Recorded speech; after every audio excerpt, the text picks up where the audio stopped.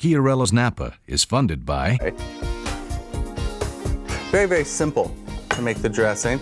You want to start, because it's such a mayonnaise-based technique, you want to start with a warm egg. These are a little bit cool, and I'll show you a little bit of a trick if that ever happens to you. A room temperature egg's much better to make a dressing from because it emulsifies much better.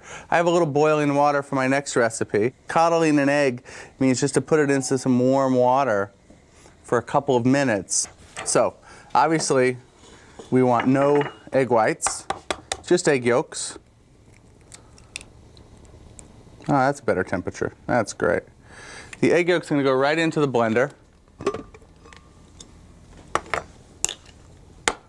Now, when you're making an emulsion, you need a little bit of acid. So the acid you want in at the beginning. What the acid does is it goes around kind of the protein and the fat as they emulsify together and protects it. Makes it a little more stable. Like if you ever make it a dressing and it's separated on you. I'm going to do a little bit of balsamic vinegar, just to make it a little Italiano. Chopped garlic. I like lots of garlic. I like to taste garlic in this. You have to think that romaine is 95% water. So you need a really powerful dressing here, one that's going to say, hello, you've arrived. Anchovies, we've turned them into a little bit of a paste. An anchovy, I think people sometimes say, oh, I don't need anchovies, I don't need Caesar salad. Can I get my Caesar salad without any anchovies in it? Well, the answer is no. You know why? Because you need some Worcestershire sauce in it. And this is made from anchovies.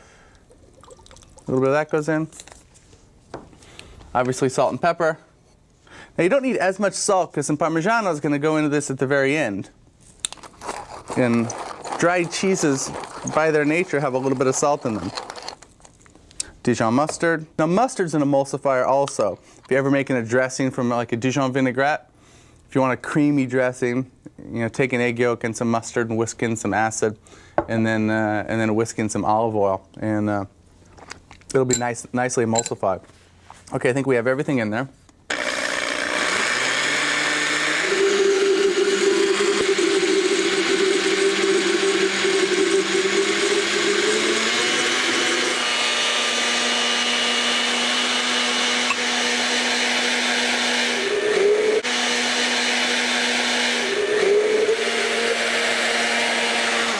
There we have it.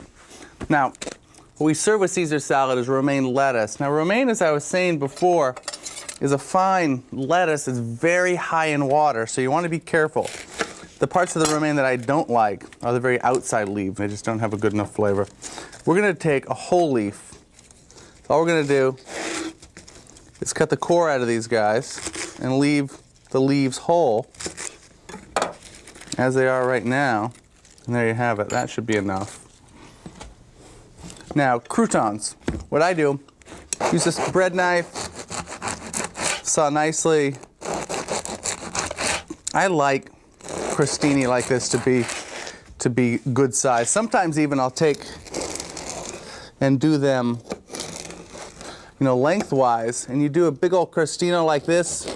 What they look like, they get a little bit of olive oil, a little bit of garlic, and a little bit of Parmigiano, and that's it. These are perfect. And these store just fine. I mean, you get a week on these, you get a couple weeks on these. Let them cool, put them in a Ziploc bag, and everybody's happy, okay? So those are gonna cool over here. Now the dessert for this amazing sensuous meal is a panna cotta. Panna cotta is a custard that's set in gelatin that can be almost any flavor that you want. I'm going to show you one of my favorites. It's a caramel panna cotta. Now the gelatin that we use, it's a pure gelatin. It's much, much better than the powdered stuff. So we're going to soak the gelatin for a few minutes. Okay, now to make caramel, caramel's really no big deal. Caramel is just, you know, sugar and water cooked until it turns to caramel. So some water is going to go in a hot pan. The water's job is only there to help us make the caramel. And this will just continue to boil until all the water's gone and the sugar begins to caramelize. This needs about 10 minutes. So what I'm going to do, I'm going to make a little caramel sauce with this. I'm going to take some orange zest. Actually, let's do it over here. And some orange juice. And all I'm going to do is pour some of this caramel into there, into the juice and the zest to make a little bit of a sauce. I'm also going to put in a little bit of Ricard or Pernod. It's a little bit of an anise flavor. You could use Drambuie, you can use Cointreau. That's going to flame off a little bit. I also like just a pinch of salt in these sauces. Now, depending on how deep a caramel flavor you're really looking for from your panna cotta, it's how dark you want to make your caramel. The darker the caramel, the darker the flavor. Okay. That's enough of that. I'm going to make a lighter caramel sauce. I'm going to pour some of this out now. And I'm going to turn this off. All it needs to do is to really stir together. The juice is going to thin the caramel out into a sauce. Beautiful. Okay, see my caramel? Just the right temperature, nice light brown. Now caramel will continue to cook, right? So if you turn it off, you say, oh, I'm just gonna turn it off, I think it's good there. It'll keep going because it's so hot. What we're gonna do is pour the cream in.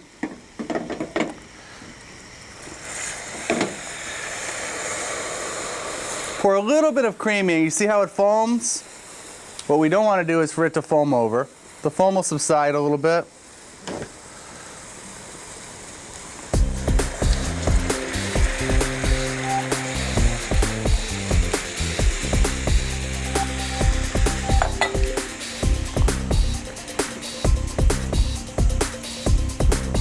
I'm just going to reduce this sauce out till it gets to the right consistency for me.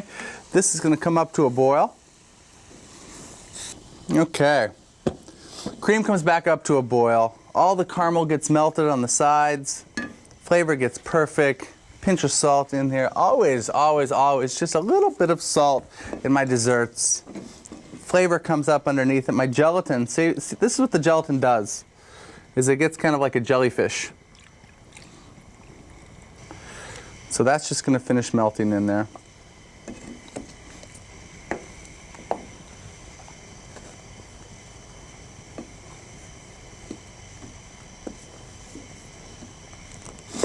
Okay, so we're going to strain this. If there's any gelatin pieces or any bit of caramel that's not quite right, what makes this dish sexy is the texture is just silken and amazing. It's kind of like if you've ever seen silken tofu, the really soft one, that's the texture. This does a couple things. This removes the air bubbles, because the air bubbles will set in there as well. Most of the air bubbles will go out. And then we can pour it directly. Now you could do these in anything. You could do these in little espresso cups. They're really cute in espresso cups. Take a couple candied espresso beans or dust it with some powdered sugar in ground espresso. You can even take, if you have a cappuccino machine, do one of these and do some frothy milk and serve these. Let them set up in a cappuccino cup, then froth some milk and put it on top. Just a little bit of plastic wrap over the top. Now the plastic wrap is going to protect us from getting a skin over the top of this. If we put it right in the refrigerator, the air, the convection of the air would create a skin, and that skin is not very sexy at all. So that's going to get covered and go right in the freezer there.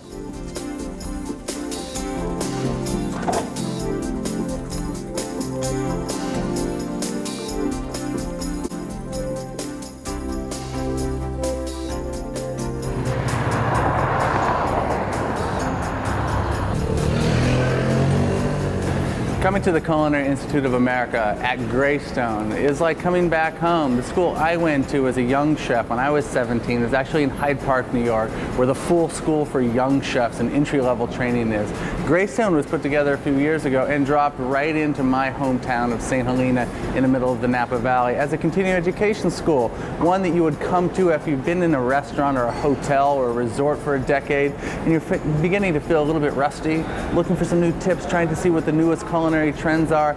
Unlike the traditional teaching classroom where they'd have all the stoves and 30 students in the class, the open format at Greystone is fantastic. It's really conducive to higher education because as a chef, you're able to focus on the class that you have in front of you, but by assimilation right next to you, there's somebody working on maybe Middle Eastern babkas and souffles over here, and baking and pastry and everything, charcuterie. So like a normal commercial kitchen where you're not only working your station, you get a chance to get a feel for all the stations around you. It's an incredible experience for a young chef. And more importantly, as an instructor, like I've been able to do, it's a fantastic way to teach because I'm able to feel all the influence of the entire school at once. You know, as a young student at the Culinary Institute, when I was in Hyde Park, I wasn't exactly the model student. I kind of had my own idea of what I should be learning and the things that I would want to do. I can remember getting called into the president's office because I was president of the Saucier Club. What I wanted to do was to make this classic sauce espagnole the way they did 250 years ago, the way the chef Carême did it. And back then they were sheep heads and whole goats. So I gathered up everything to put it in a pot because what I was interested in is knowing what exactly was the flavor of that sauce when this king of chefs, Carême, was actually creating it the first time. So I was always kind of mixing it up. I was only interested in hearing what I could hear, finding a tidbit that could set me apart from somebody else. So they haven't kicked me out yet, but I did raise quite a ruckus.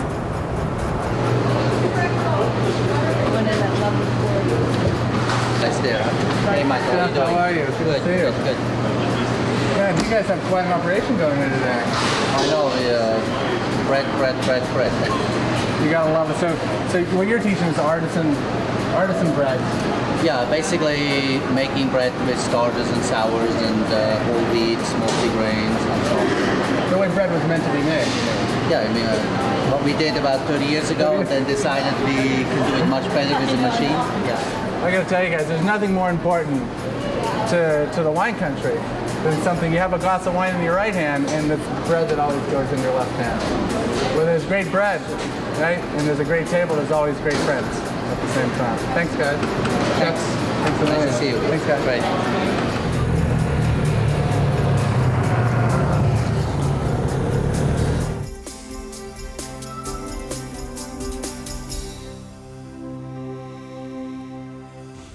One of my favorite things to cook in the height of summer when tomatoes are perfect is a Brodetto. Now what a Brodetto is to Italians is what bouillabaisse is to the French. So you need a great tomato for these. They need to get peeled. They don't have to get peeled, I guess. If you have a thin-skinned tomato, you could probably not peel them. Peeling them is kind of nice. There's a couple different ways to peel a tomato. If you're going to do the water method, I core them. So the knife goes in. I put my thumb right there in that spot. Hold your knife still and turn the tomato. And that's it. Is that perfect? Easy as can be. I take a little bit of a score on this side. Now if you're doing them on the burner, I like the burner method. Especially if I just have to do a couple tomatoes. If there's just a couple of us at the house, you don't got to take another pot. We'll see which one gets done first. The tomatoes just go in some boiling water. The idea here is just to loosen the skin. Just to loosen the skin up a little bit. You'll see on the burner method, its job is to do the same thing to blister the skin. Okay, just set them on your board to cool.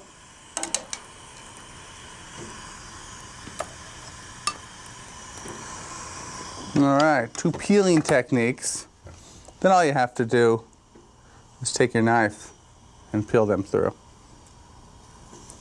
So to peel these, then you just cut them in half. And then you take and squeeze the seeds out. And this is what you end up with after you chop them. What we're going to do is begin to saute our seafood.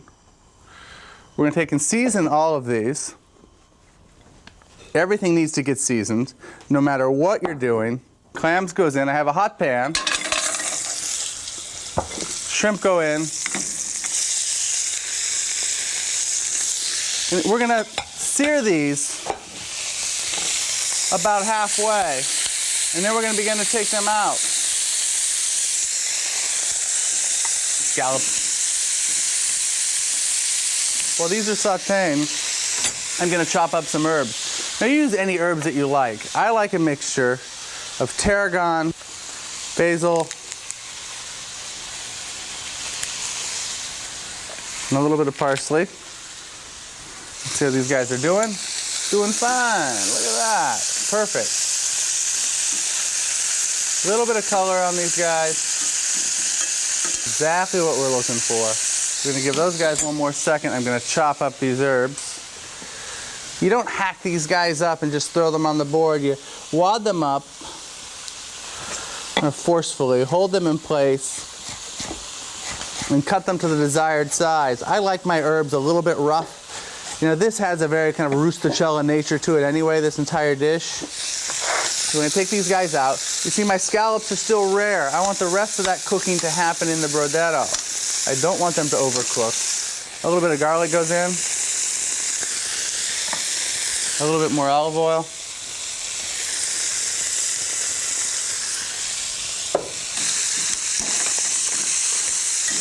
Those are great. My garlic gets light brown. Ricard, Pernod, anything like that, very important. We're gonna flame this off. Okay, stand back.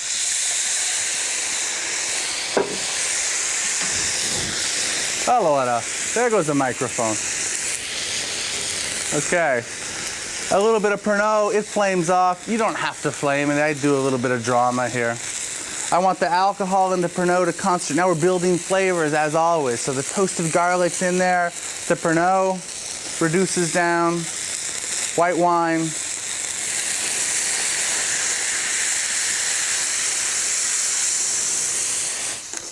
My clams are starting to open. All right, we got a little cover on those clams to help them open. The mussels, they come out easy. So we're gonna throw those guys in now. Clams come out. Okay, well those mussels are doing their thing. I'm gonna toss the Caesar salad. So all I do is the whole leaves go in the bowl. Caesar dressing. Okay, you roll up a little bit. And they like to be turned. I want these all go in the same direction in the end. Cold greens, cold dressing. I'm going to set the salads up. I like to set them up in big bowls, straight up, as they were. The big leaves in the back.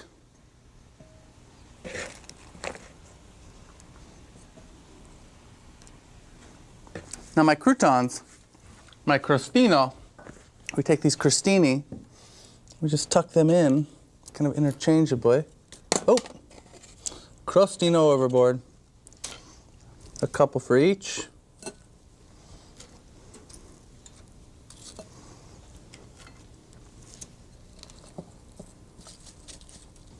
Now all we need for the top of that is a little Parmigiano.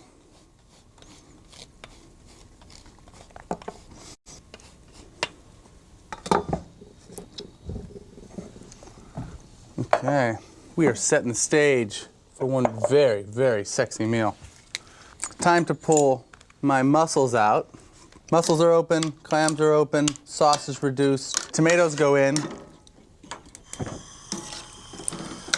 In August or September, when tomatoes are just at their peak of freshness and ripeness and aroma, I would just barely heat these up and let the tomatoes be fresh and let the sauce be a little more reduced and a little more concentrated. These guys I'm gonna cook for a second and give them just a little bit of a moment to release their flavor. They're a little bit firmer. My herb mixture is going to go in. Now, I don't know any other way to make this any better except to monte alberto, just to finish it with a big pat of butter. This is what I save my butter calories for dishes like this. I eat great bread, don't put butter on my bread. For colazione, for breakfast, I don't eat butter on my toast. But in my Brodetto, just to finish this entire thing with a big old pat of butter. Okay, seafood goes back in. You want to be sure to get all the juices out. That's all that flavor in there we want to keep.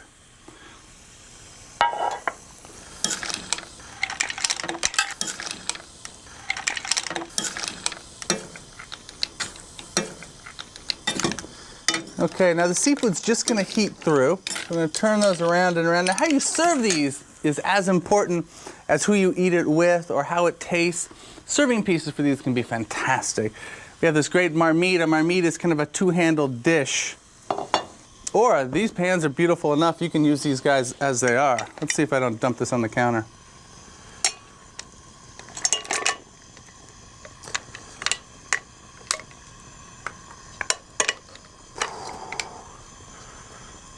Look at that. Oh my God. Just take these guys, whoop, make a little room, push them down in the broth. This other guy over here, push him down in the broth. Cover them up a little bit. The lid goes on until just the right moment. Hey, get in there. So the panna cotta have been in the fridge. They've gotten nice and firm. We bring them out. Here they are. You can always tell if they're firm enough. You give them a jiggle like that, and there's no liquid running out. It doesn't turn into a mess. Now there's a couple things you can do, a couple of tricks here. One is, I have a little hot water over here. You can just dip these for a second in some hot water if you want to be sure they come out. What that'll do is just melt the outside of the panna cotta just enough for it to pop right out. Take a knife to go there. I'm going to turn both these guys out.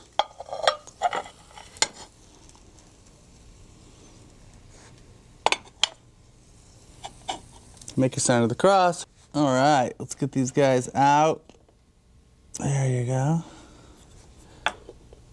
Look at this. Caramel sauce. And there you have it. What do you drink with a Brodetto Di Mare, with you and your partner sitting looking romantically into each other's eyes, eating a scallop, wondering what's the perfect sip? Chardonnay. You know why? Because this is a rich dish. There's plenty of scallop and butter and shrimp. Every flavor's rich. Chardonnay has enough acid and enough oak to carry the flavor. And the Chardonnay by itself is a sexy dish. Michael Chiarello's Napa